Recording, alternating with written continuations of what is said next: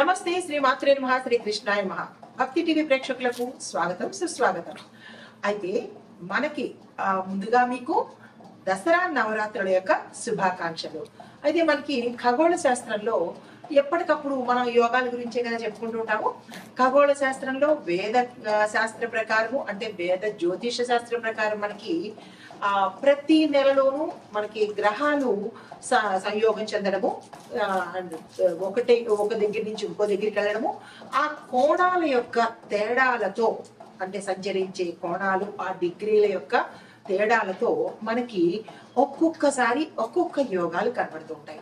అయితే ఇప్పుడు మనకి పితృపక్షాలు అనగా అయిపోతున్నాయి కదా. సెప్టెంబర్ 20 నుంచి మనకి కొన్ని నెలల పాటు ఈ షడాష్టక యోగం ఏర్పడబోతోంది. అది ఎవరి వల్ల అంటే కనుక కర్మ ప్రదాత, కర్మలకు అధిపతి, న్యాయ నిర్ణేత, వీటన్నిటికీ అధిపతి అయినటువంటి శని భగవానుడు, శనిదేవుడు కుజుడితో కలిసి 150 డిగ్రీల కోణంలో మనకి అంటే ప్రస్తుతము శని భగవానుడు మీనరాశిలో తిరోగమన స్థితిలో సంచారం చేస్తున్నాడు.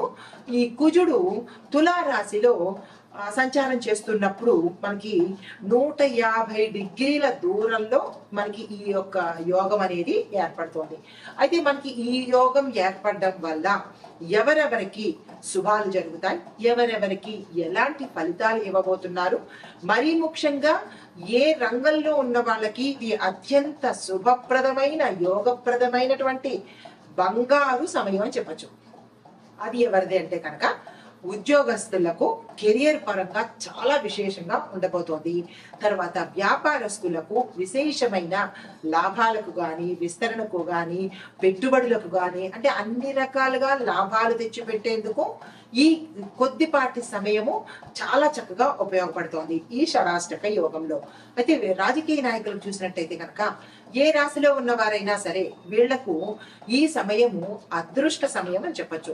కొత్తగా రాజకీయంలోకి రావాలన్నా లేదా కీలకమైన పదవులు చేపట్టాలన్నా ఇలాగ రాజకీయ నాయకులకు రాజకీయ రంగపరంగా ఆర్థికంగాను పేరు ప్రతిష్టలతోనూ తర్వాత మిగతా ఏదైతే అంటే లాభదాయకంగాను ఇలాగా ఈ ముగ్గురు రంగాల్లో ఉన్న వాళ్ళకి చక్కగా ఉండబోతుంది అనమాట.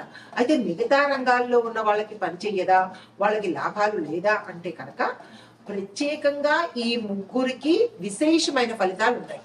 అయితే మరి మిగతా రంగాల్లో వాళ్ళకి ఎలాంటి ఫలితాలు ఉన్నాయి అంటే కనుక శుభ ఫలితాలు ఉన్నప్పటికీ కూడా కొంత ఆ గ్రహాల రీత్యా కావచ్చు, లేదా ఆ రాసుల రీత్యా కావచ్చు, లేదంటే వాళ్ళ నక్షత్రాన్ని బట్టి కూడా ఈ మార్పులు అనేది యోగదాయకమా కాదా అనేది మనము సంపూర్ణ విశ్లేషణ చేసి చూపిస్తాను.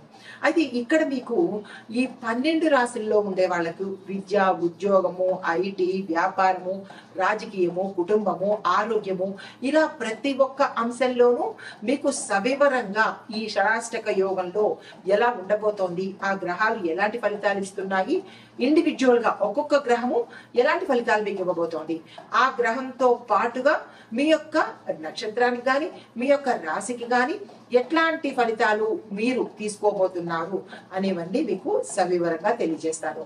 అయితే ముందుగా దీంతో పాటు నేను అదృష్ట శాతం ఎంత అంటే ఆ రోజుకి మీకున్న అదృష్ట శాతం ఎంత, దురదృష్ట శాతం ఎంత అంటే ఆ గ్రహాలు మీకు అదృష్టాన్ని ఎంత తెచ్చిపెడుతున్నాయి, అంటే ఆ గ్రహాలు ఇచ్చే ఫలితాలు అనుకూలత లేనిది ఎంత శాతము అనేది సంపూర్ణ విశ్లేషణ మీకు అందిస్తాను. అయితే ఈ శక్తివంతమైన షడాష్టక యోగంలో కొన్ని రంగాల్లో ఇందాక నేను చెప్పినట్టు బలమైన మార్పులు అవి రాబోతున్నాయి అన్నమాట. ఆ మార్పులు ఎవరెవరికి ఎలా వర్తిస్తాయి అనేది చెప్పే ముందుగా గ్రహస్థితులు ఇండివిజువల్ గా అంటే మేషరాశి వారికి ఇండివిజువల్ గా ఎలా ఉండబోతోంది, ఆ తర్వాత వృషభ రాశి వాళ్ళకి ఇలా ఒక్కొక్క రాశి వారికి ఆ రాశికి అనుకూలంగా ఉండే గ్రహాలు వాటి యొక్క ప్రభావము ఈసారి సరికొత్త శైలిలో మీకు అందివ్వబోతున్నాను. తదుపరి రాశి ధనస్సు రాశి.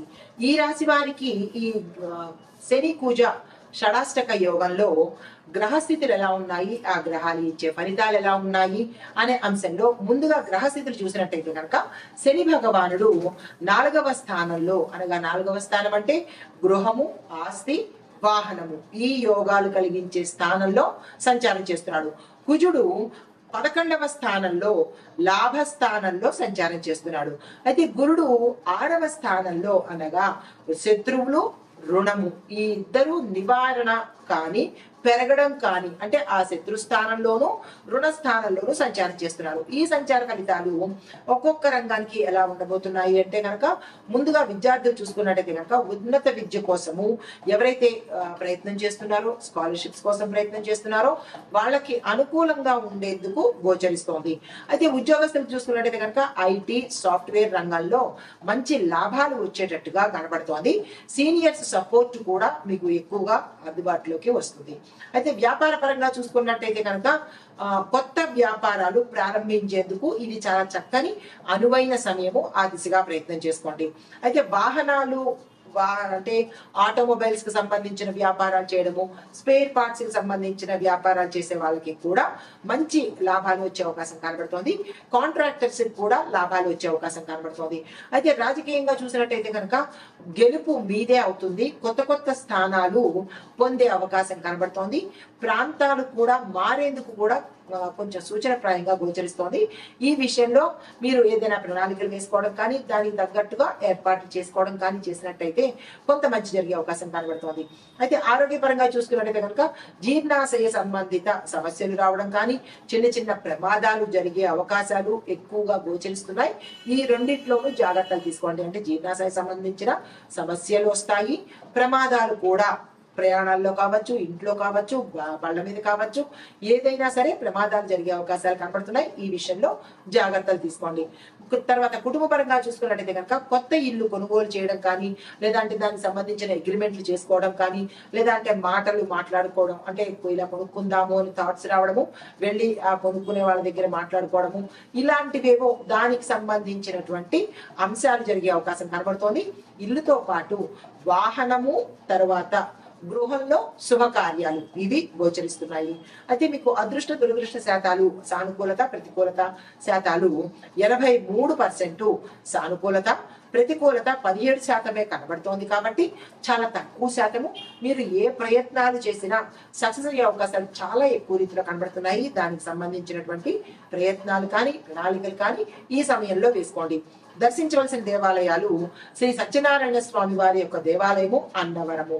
అది కుదరలేదు అనుకున్నప్పుడు మీకు దగ్గరలో ఉన్న ఏదైనా విష్ణు సంబంధిత సత్యనారాయణ స్వామి వారికి సంబంధించిన ఆలయాలను దర్శించుకున్నట్టయితే మంచి జరిగే అవకాశం ఉంది. అయితే దానాలు అన్నదానము, గోధుమలు, పసుపు ఈ 3 దానాలు ఇచ్చుకున్నట్టయితే కనుక కొంత మంచి జరిగే అవకాశం కనబడుతుంది. అయితే మీరు జపించవలసిన మంత్రము ఓం నమో నారాయణాయ ఈ మంత్రాన్ని చదువుకోండి. తర్వాత మీకు కలిసి వచ్చే రంగులు పసుపు రంగు, నారింజ రంగు, వారాలు గురువారము, ఆదివారము, కలిసి వచ్చే సంఖ్యలు 3, 7 ఈ యొక్క ఆధారితంగా మంచి ఆధారితంగా మీరు ఏదైనా